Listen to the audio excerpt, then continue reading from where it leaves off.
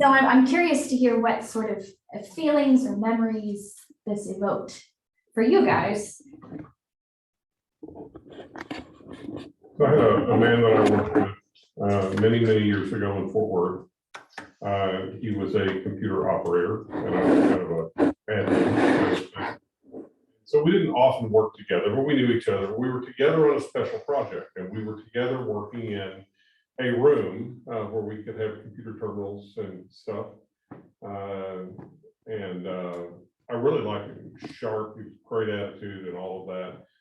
And one day he was just cold and angry. And I asked him, I said, Don, what did I do?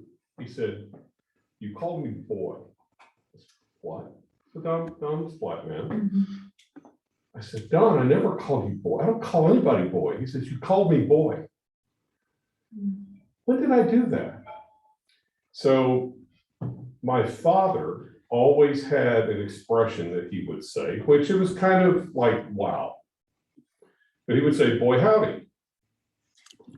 And so that was just part of what I grew up with and all of that. And it just meant, wow, to me. Well, I had said that to Don. And Don thought I called him boy. And I nearly broke down in tears. I said, oh my goodness, no, I would never, I did not intend whatever. And I think that was the first time that I ever saw the power of a stupid little word that I didn't have that meaning, but man, it hit him in the heart. And while I apologized profusely and maybe he believed me, I'm not sure, it was never quite the same ever again. It was such an innocent thing. And I felt for him. So your story brings that right back. Yeah, I can see that. Yeah. Mm-hmm. Yeah, so I want to dig into that a little bit, and I hope that's okay. You can say Sure. no. It sounds like that was a scary moment for you. It was disappointing. I wonder what Don was feeling like when he told you about that. I don't know. I mean, he was clearly angry, and I think he felt that his trust in me was violated. Like maybe I wasn't the person he thought I was. Do you think Don would have told you if you hadn't asked? I don't know. I don't think so. I think he just put up a wall. Yeah. And he was one of very few Black people in this office. I can't think of another because I worked in the same department. I can't think of it. It was nearly 35 years ago in Fort Worth, Texas, in a place that was, I guarantee, was a good old boy network kind of place. So yeah. So I think it was important that I asked because I didn't want to hurt Don. I really like Don. I still like Don. I have reached out to him a few times when I see something in LinkedIn and whatever, and so there's still a little bit of a relationship there. It's never been the same, and I don't blame him. I mean, I'm sure he felt betrayed, but yeah, I don't think he would have said it. I think he would have just thought, now here's another one.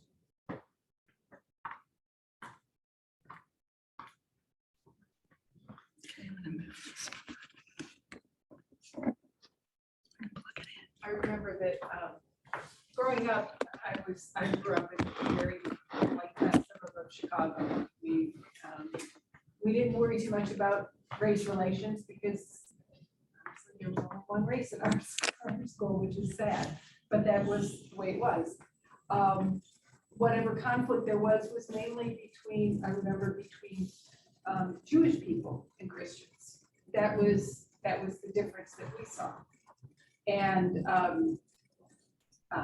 I remember saying some, I think about it now, they were cruel things, but at the time we thought they were just kind of funny that,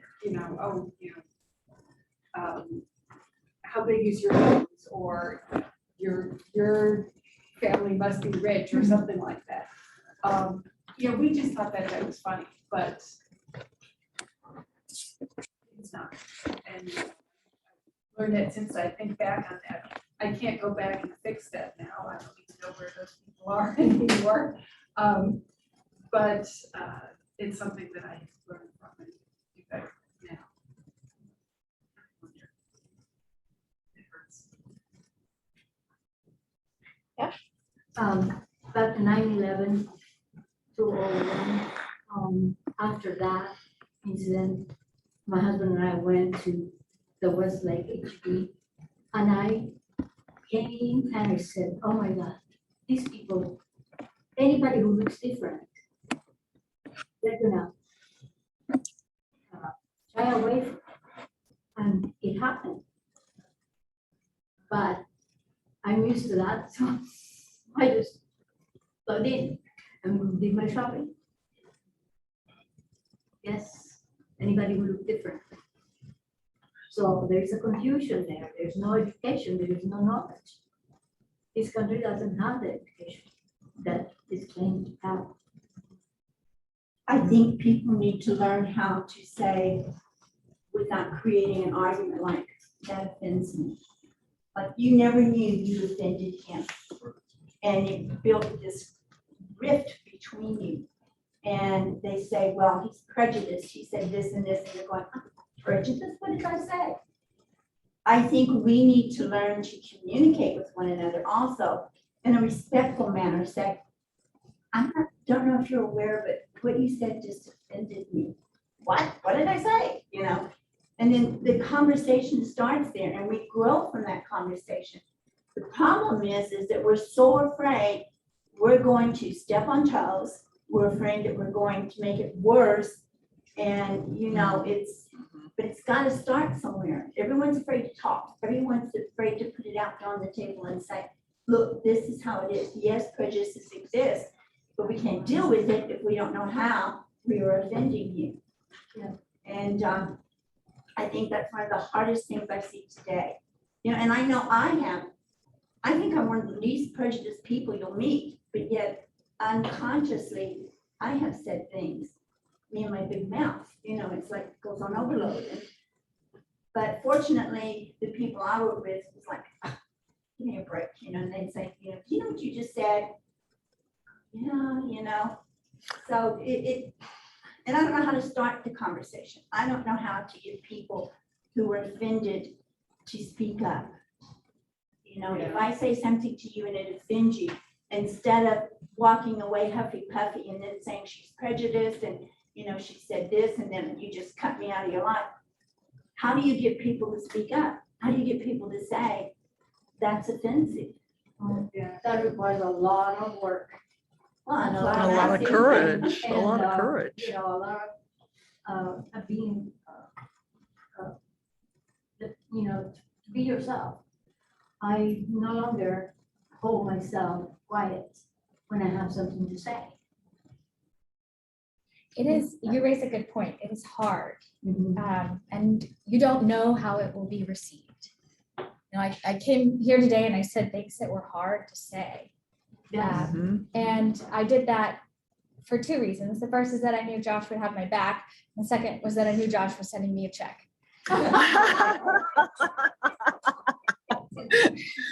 Two excellent reasons. Yeah. But without that, yeah, go ahead. Yeah.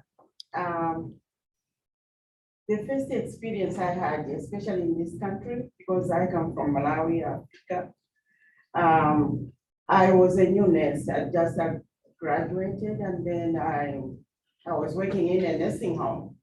So one of the ladies, and you know, most of them have dementia. So I have to understand what type of people they are.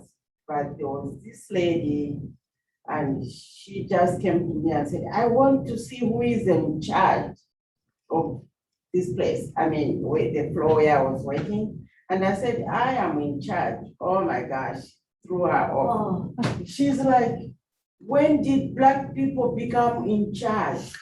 You are Black, you cannot be in charge. What I know is Black people are supposed to be slaves. Oh, It hurt me so much. I forgot she was a patient, but for a minute, it really hurt me. I was in tears. I said, how can she say that to me? And After some time, I had to bring myself together and say, she's just a patient. But in all honesty, it hurt me so bad. Did you say something to her, or did you? I had to tell my superiors or my supervisor, and she was apologetic about it and all that, but I understood. So there are people who are so blunt, they will tell you things that will really make you cry. Yeah, all I said to her, I said, you know what, I'm God's creation, just like you. So I told my God, she was. Yeah, so you make such things. That is a whole lot of empathy. Thank you.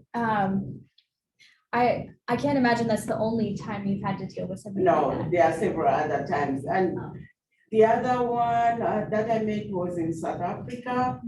I went down to Johannesburg, where most people from Malawi go for shopping and all that. So I made a reservation on the phone, for a hotel reservation.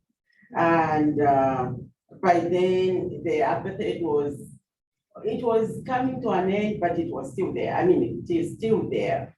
You can feel it when you go to South Africa. So I got there, I think there were 2 of us with my friend and girlfriend. So we got there and said, went to the reception and said, we have a reservation for 2 nights. And they are like, you have a reservation here? I said, yeah, I just called and you gave us reservation. This person just told me blank, we don't take Black people here. You can't stay here because we don't take Black people. Wow. So. Well, you would have heard that here 100 years ago, or even 60 years ago, you would have heard, you can't stay here. Black people can't stay here. In the 60s, they still Yeah. had it. Yeah. Because I think maybe they couldn't tell on the phone whether I was Black or not, so Right. I got a reservation. Uh-huh. When I got there in person, they're like, no, we don't accept Black people. And how, you don't have to answer this. It sounds like you're very good at communicating when these sorts of things happen. How do you hold on to that loving response? I think personally, I see people beyond the color. That's why I'm comfortable to be among white, yellow, whoever, because I see God in a person, I see beyond what the color can do.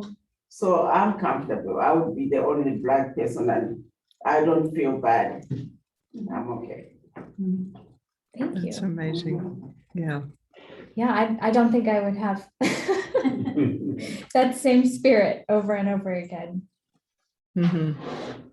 I think that's really key, though, to seeing people as a child of God, who have lots of different ways of living, who have lots of different things that they grew up with, and their culture is wonderful, but in essence, they're a child of God. Love this situation too. I like that. Mm-hmm. Very, very good.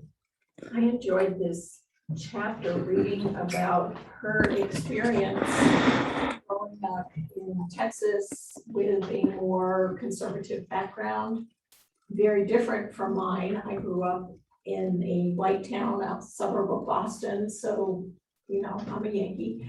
And this was quite a few years ago. In my high school class, there were 600 students roughly, and there were 2 Blacks. It was Blacks lived in Boston, African Americans, there was a boy and there was a girl. But the girl was in my group of friends and she was just Naomi, didn't matter. And growing up, I don't remember prejudices against people or whatever. There was a large Jewish community in the town. I thought my street was very ecumenical because there was the Presbyterian church, followed by the Catholic church, followed by the Jewish synagogue. And in Sunday school youth group, we would visit all of them and learn about different religions and things. In fact, it was pretty cool in school. a lot of my classes in junior high, there was a high percentage of Jewish students. And when they had their high holy days, we would end up having study break because there'd be maybe 4 kids in class. So there wasn't any purpose in having a lesson if you were in Latin class or history or something, because they were all out. But, so I never really, I just accepted people for who they were. And part of that helped. John was in the military for 21 years. And you just said something the other day, you read about something about Colin Powell, what he had said, that was the great diversity thing. You existed with people from all backgrounds, all cultures, all races. It was integrated. You lived together, you worked together, you basically knew what everyone's salary was because it wasn't a secret, it was by rank. You socialized together, and we were in that situation for 21 years. So it was like, people just knew everybody and took them for what they were, who they were, and not by their background. So, and I can remember in the 60s, I was probably in the 6th grade, 7th grade or whatever, when they had the Freedom Riders and when they had the voter registration in the South. And I can remember vaguely from the newspaper or on the news. And I couldn't believe that was happening, because I knew even then that was wrong. So that's kind of how I'm coming from in this class is good, because we can always learn things. I've become more aware of stuff lately, and I do speak out sometimes in group of friends, but usually you're in a group with friends and the things you don't talk about are politics and religion.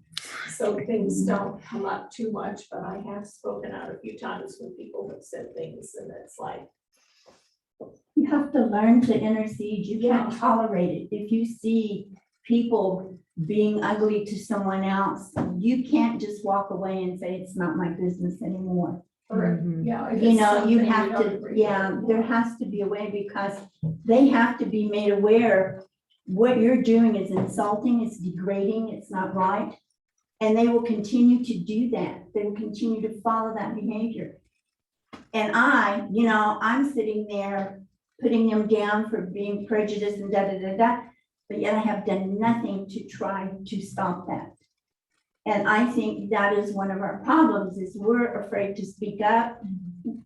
We're afraid, it's kind of like the policemen are real shy right now, real gun, and, but I think you can do it in the right way, and you can do it in the wrong way. But I think we need more groups like this. I think this is fantastic that this group is getting started, because I would like to be able to know, how would I walk into a situation and help defuse that and help that become a better story instead of someone killing someone or something.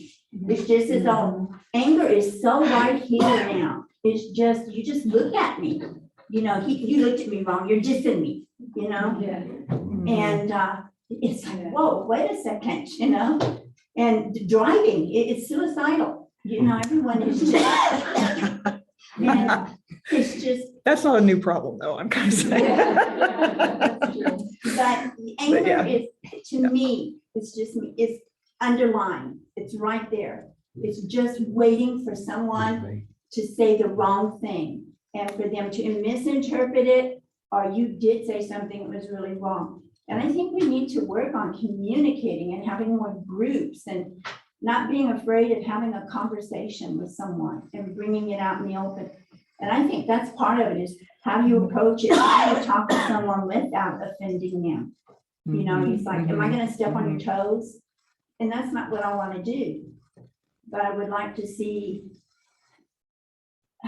To not just avoid the subject altogether. Yes, exactly. To stop avoiding the subject. Exactly, but that's what we do. We Yeah. walk away. That's kind of how I think, all of that stuff coming up out of the 60s. I mean, I remember as a small child watching all that on TV, and then I grew up and it was all over and we had civil rights and it was all fine. And somebody, we had the sort of racism in the Presbyterian church class, which was kind of horrifying with Josh last fall. And somebody said, I thought we were done with that because as white people, we can think that because it doesn't ever happen to us, ever. It may, we may not even see it happen to somebody else, but it certainly never happens to us. So I was able to go for 20 years thinking, oh, we're good. And now we've elected a Black president. And not that we were completely done, you know, I didn't have that illusion, but just that we had gotten much farther than we apparently now really have gotten. And so now, wow, we've got a lot more work to do. And we thought that we had made a lot more progress, but we hadn't. But I think part of it was that it became uncool to talk about it. And so you didn't know about the prejudice and the racism that was going on because nobody talked about it, at least not the white people. And if the people of color were talking about it, they, you know, you were talking among yourselves and we not within here anyway. They're just, and this is of course not universal, but I think there just is a level of unawareness that we have suddenly in the last few years realized, oh, wow. Well, there are pockets of situations where we're more progressed and less. Sure, progressed, absolutely. Right? So it's Oh, like yeah. mixed Oh, it's never liquids. even. Yeah. So we went to First Baptist Austin for 25 years, and there was a man there, Volma Overton. You heard of Richard Overton, who was the oldest World War II guy who just passed. That was his brother. And Volma went to First Baptist, and in the 60s, he moved his family to First Baptist from, I don't know what church they went to on the east side. Volma was NAACP president locally, and he's been high manager with the post office and all of this. Well, Volma, wonderful man. But he passed, and there was a big funeral, and lots of people attended, it was televised and all of that. And at the time of the funeral, the family came, and I got to meet Volma Jr., who's just a few years older than I am, and just like his dad, wonderful guy, and so much fun to be around. And at some point, and so Volma Jr. started coming to the church, and at some point I asked him, I said, so have you been going to church all these days? Oh yeah. And I said, why haven't you been coming here? He says, well, when his dad had moved in there, he said his encounter as I guess a middle schooler was that some of his school teachers in the Austin schools that would treat him like anybody else on school campus refused to speak to him in church. So they were the only Black family in that church at that time. And that so crushed his spirit. After a while, he told his dad, I'm not going there. So he was away for decades. Now, the good part of this story is the getting it right in that little pool, because Volma Sr. was so loved. Volma Jr. saw that, and he was so welcomed that while it didn't erase it, he saw that now this was a safe place to be. And he's still attending there, and it's a vibrant part of the church and all of that. So decades later, some other people got it right, or better. Okay, maybe not right, but better. And help make up for that trauma he experienced as a young man. So I think there are places where we might be getting it right a little bit, but again, it's like trying to mix paint, right? We're not, I think we need a lot more work to get there. No. I saw a hand here and then back here. Yeah.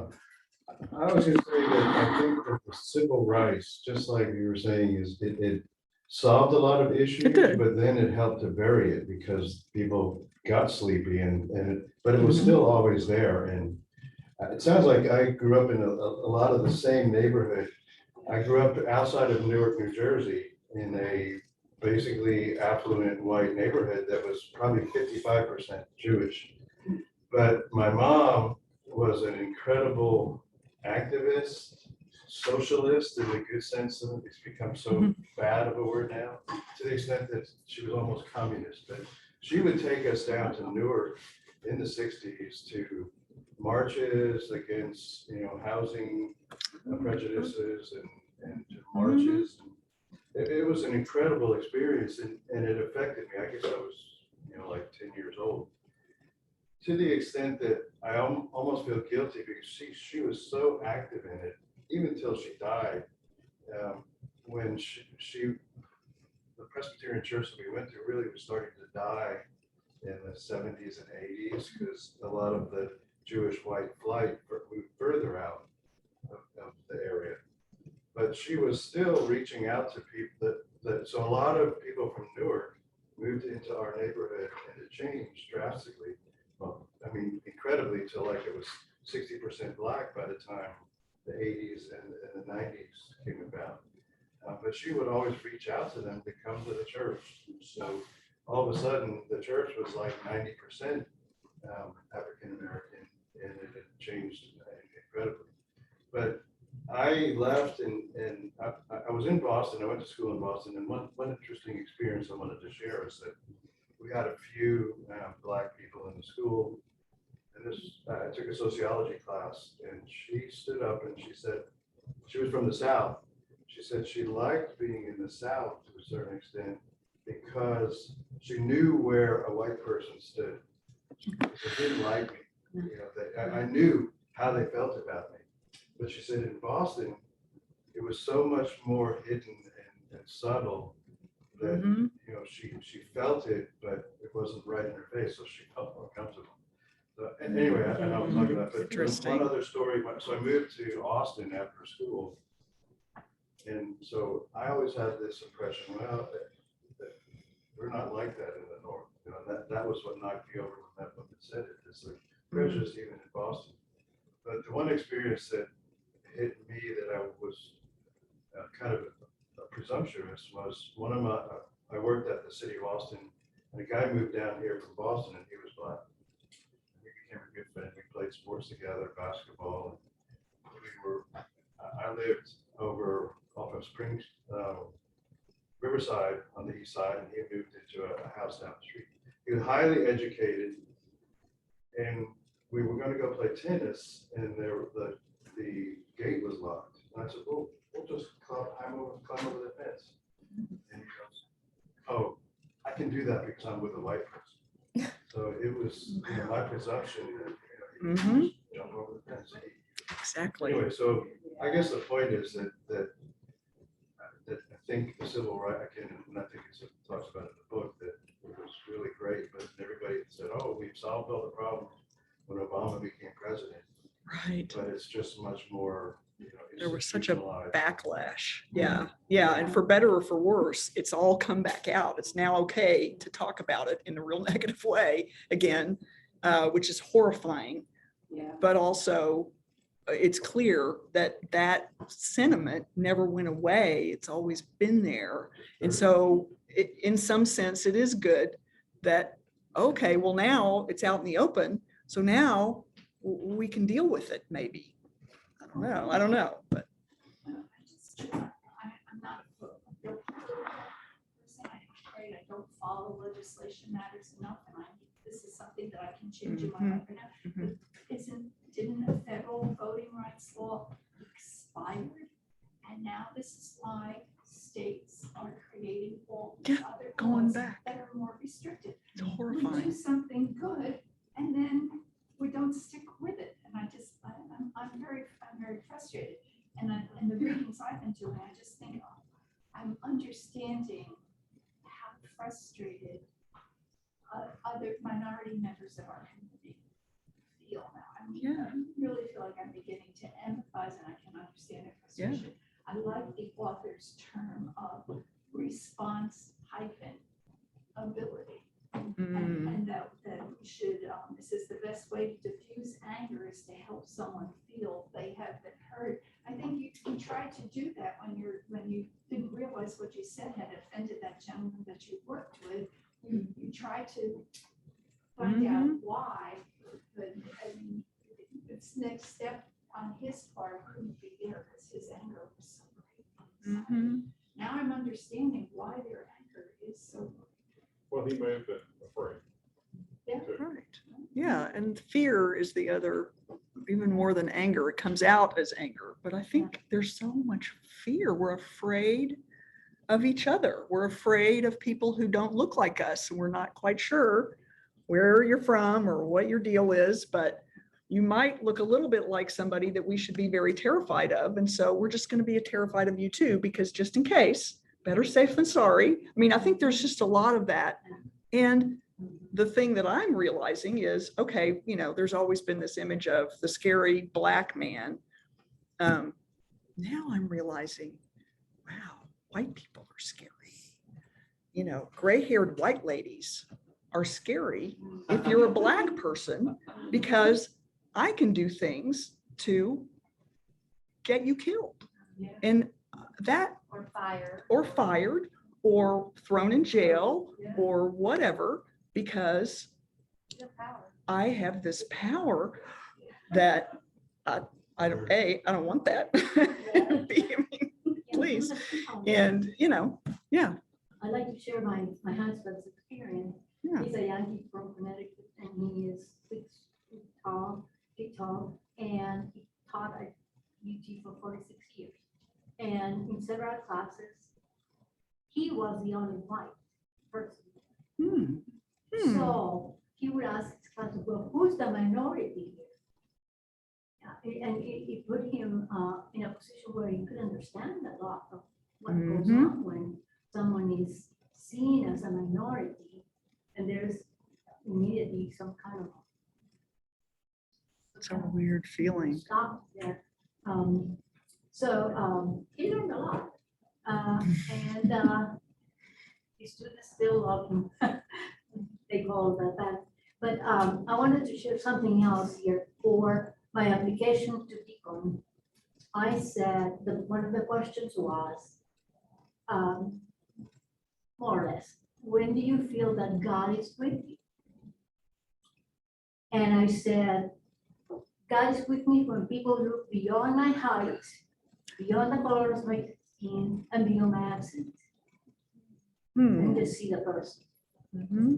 I wrote that and I said it. I don't know if people heard it.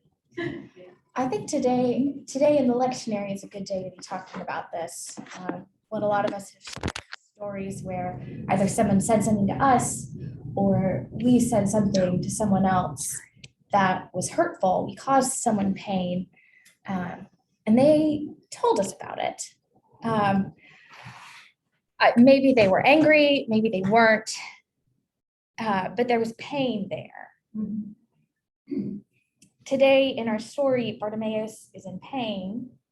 He gets up, he asks for help, and the first thing that the people around him do is say, sit down, be quiet. It's hard to hear that people are suffering. We don't really want to hear it because it's so much easier to be like, oh, Obama was elected, racism is over, it's fine now. Yeah. But we know that's not true because we have people who keep bringing this to us. They don't always share it in the way that's easiest to hear. So I want us to think about how we receive those gifts, that anger, even when we don't want it.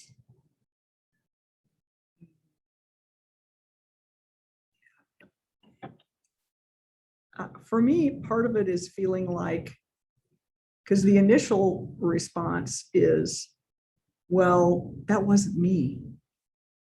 You know, I didn't refuse you service. I didn't not let you borrow money to buy a home. I didn't own, you know, slaves. None of that was me. And I'm working to, you know, always to be less prejudiced, to see, you know, God in people like you were saying. And so it wasn't me, and I get defensive. And why are you so angry? And why are you rioting? And why are you breaking things? And why are you refusing to speak to me? And why, you know, why? Because it wasn't me. I didn't mean it, or I didn't do that. It wasn't me. And to just let go of that and realize, but it didn't have to be me. It's happened to you. so many times from the time you were a small child until, 5 minutes ago or whatever. And to just let go of that defensive reaction. And that's really hard to do, but that seems like where we need to all get to, because there's really a lot of that. Why are they rioting? Why are they breaking things? Why are they trashing the store that's in their very street that employs them? That, they shouldn't be doing that, without stepping back and go, well, why would they do that? Let's think about why. Why really? Is it because they're bad, evil, violent people? Because that's the next thing is, oh, you must be a bad, evil, violent person. And to get beyond that and go, wow, why is that? So It's because they feel so bad for so long and they get no relief. and if you, because they're told to sit down and be quiet. And that has been the response. So it's interesting. Sit down and be I quiet. relate to what you just said, because I'll see something in the news and I'll have those same questions in my mind. Yet with the incident that happened with Dawn, I didn't have any of that. So I think that the difference being, I was in a relationship with Dawn. I'm not in relationship with the people I see pop up on the news. Not, at least not in the same way, right? Right. Because you can say they, I can't say they to Dawn, it's Dawn. Right. And so, and it was a gut punch to me, because I felt I hurt my friend. Okay, so when I see something on the news like that, I may be mindful enough to ask, well, I wonder what's going on with them. I might. That's hard for me. It is not that I don't care. It's not the first place I go. I want to fix it. I don't want to ask what. I want to fix it. So, but I think that maybe the fact that you have people that you can consider nameless, faceless people you're not in a relationship with makes you not empathetic, maybe. Yes. And not start asking those questions. Yes. I think I want- one of the things we can do is read, and I think Emily said it last week, just continue to educate ourselves, because then we can get more confident about Yes. all of the history of this. The more confident we are, the more easier it is for us to have a conversation that's a loving conversation with anyone about this topic, because otherwise I very much feel like I can have a brief conversation, but not a very one with very good points, or I'm not quite sure to where to put my emotion, where to put the emphasis. I need to get more in me to be ready, I think. Right. Yes. Yeah. I think in the book, and I can't remember where I talked about it, that you have to take intentional action to do something about it. And I think that's one thing that we need to do is you reach out to somebody. I talked about, and I was at a forum where they talked about this about work. Try to intentionally reach out to somebody that you can hire that's Black or Hispanic, or so that you're taking action. And I think that is important for many respects, that we need to get out. And I know, again, going back to my mother, and because she was an activist, and when we were young, she would take us down to Newark specifically to go to a Black church. And I remember it was amazing. We went to I think it was Monday, Thursday. They went on for 2 hours, and I was a little kid in there. People were getting up and talking. But what was amazing is afterwards, everybody turned to us and said, well, thank you so much for coming. We're so glad you're here. And I think that was a really great experience to get rid of a lot of fear. You walk in there, and just like a lot of people feel you're the only minority, whether you're Black or white, but the fact that there was welcoming there. And I tried to recreate that with my son when he was going through being confirmed here. And we took him over to the east side to a Black church called Apatata, I think it was. And by the end of the service, my wife and my daughter were up in the front in this huddle around some woman who was a drug addict that they were loving. And I mean, for them, it blew them away. But I think that, that my kids kind of gravitated away from that, and So you just, it seems like you kind of need to keep taking intentional action. Anyway, Putting yourself into difficult situations. what's that? Just putting yourself into uncomfortable Yeah, situations. yeah, it was It seems that incredible. we do need to be very active and learn quite a bit. There's a movement here that is scary to me. People are planning or thinking of demolishing the Jefferson statue in DC. Why? Because he has Sally, right? Mhm. And others, and but that history, the statue of Jefferson is historical. It's Mhm. one of the best presidents we had, I think. But just because he had slaves, and then he had Sally, and he had children, and there are a lot of Black people that are called Jefferson, and they're recognized by the family, Mm. and they want to bring down that statue. They brought down the statues from Columbus, of Columbus. You raise a good point. A lot of us have talked about our backgrounds. We want to say, well, I'm not like that. I'm not racist. And I would love to say that about myself. But all of us are nuanced. We're all human beings. None of us are going to do all of it right. And no one else is either. So someone comes around to us and says something terrible, we want to respond, and I want to respond in anger. But they are a person. They're a child of God. They're still figuring it out. That's a helpful reminder. We have Kitty and we have John and Hillary on the Zoom. I don't know how well they can hear us since we don't have a good microphone, but they can probably hear you and I because it's because of this computer. So I just wanted to say, if you guys have anything you want to say. No, we can hear y'all pretty well, well enough to track the conversation, and it's great just sitting here and being able to hear all the discussion. Hillary just said though she wishes she could be there to participate better, but we'll be up there next weekend. So, this is great, and Piper, I can't wait to see the service, the recording of the service later today. But we got to go. Our kids are actually volunteering at a church pumpkin patch at a Catholic church. Ooh. To benefit some homeless people down in San Antonio. We got to go pick them up in a few minutes. But it's been great to just participate. Thank you for sharing all of your stories. Yeah. Thank you guys for joining us. Kitty, do you have comments? You're on mute. I was going to say that I related to the story earlier. I went into the health field in a predominantly male area. I was a respiratory therapist.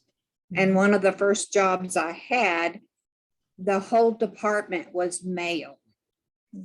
And they had on-the-job training experience where I had gone to school and learned that way. I was out there working now. And I grew up in the South, and it was common in our family to say Southern engineering when we were trying to put parts together and stuff, or jerry rigging. And the guys had done something in the equipment room, and I made the comment about it being jerry rigged. The next day I was in the office and called on the carpet because I offended our supervisor, whose name was Jerry. Wow. And it went on my record. There was a letter in there. Oh my gosh. But it was such an unconscious thing because that was just normal conversation, just like saying, boy, howdy, like he had talked about earlier. But I experienced that, and that was just all white people. Wow. I always thought it would be offensive to Germans, That's what I figured. that it came from the world wars and Well, was I think it's offensive to interesting, Germans. you make Anyway, innocent mistakes. We think of them as innocent because we certainly didn't mean anything by them. We did not mean to offend. They were just words to us. They didn't have any meaning behind them. Yet they had meaning for somebody else. And yet, if we try to explain what our thinking was, I think that's a natural response. We want to explain why we said that, or that we didn't really mean it, what it means to us. But it doesn't really come through to them because the anger there will not, I don't think, let them listen properly, or let them listen as well as maybe they would have if they weren't angry.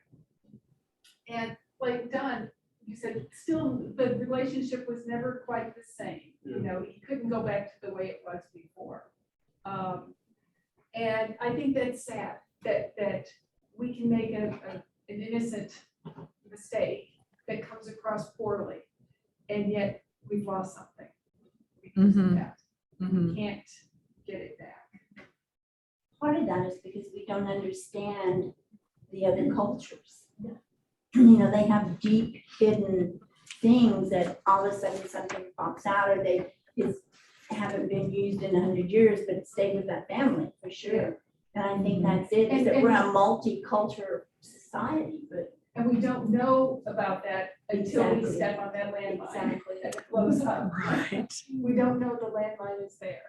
so part of that is our own fault. If we are offended, then we need to speak up and say, I don't know if you're worried, know about this, Bill, but you just offended me. And he goes, what? You know, but he would have never known had he not, you know, it's just, we have to learn. It's back to communication. We've got to learn to speak to each other and educate each other. This is offensive. And how to heal the rift. Exactly. And you know, and yet I can't fault Don at all, because my apology can't take the sting away that he felt. Right. Yeah. And I honestly think the only thing that I can do is continue occasionally, not be a stalker, continue occasionally to seek relationship with Don. So when his birthday comes up, or when he gets a promotion, he's now some big IT guy in the city of Fort Worth now. And so I reach out to Don and I, you know, I'll congratulate him, and not just the stop hope congratulations button. Yeah. I'll do that, and I'll let him know that how much I enjoyed working with him. I think all I can do is be genuine and continue to show love, and he will heal or he won't. And I can't fix that, but I can still do my part to let him know I still want this. So, And it also, this incident made you aware oh, it changed. of Yeah. this, you thought it was an innocent comment. It might not have come from innocence originally. That may have not been an innocent comment originally. And Right. that history may have come through his own family and stuff like that. So you learn by these incidents as well, and you learn to be better. That's the goal, be better. Natalie, how are we doing on time? It is 12:15. Is that our wrap up point? So that's pretty much our wrap up point. All right, folks, thank you so much. Thank you for being here. That was great. Thank you. Everybody shared. Our next week is mapping racial identity development. And it sounds like a lot of you have already started working on that. Think about where you came from and read that next chapter. If anybody's interested in the Texas Book Festival, there are some very interesting race-related panels. Nancy has your info, so bother her about it because I don't know. There's panels about, I think, some different books with a variety of authors. Yes, it's virtual. It was virtual last year. It turned out to be virtual this year. It's entirely free. You can go to Texas Book Festival 2021 schedule. There are 45-minute talks. It's basically new books that come out, and they have a panel with the author or authors. Usually there's more than one and a moderator, and they talk for 30 minutes about their book and how it came about, and then Q&A at the end. But like Tuesday, there's a talk on history revisited Tulsa. the Tulsa race riots, and another book about a massacre in Wilmington, North Carolina.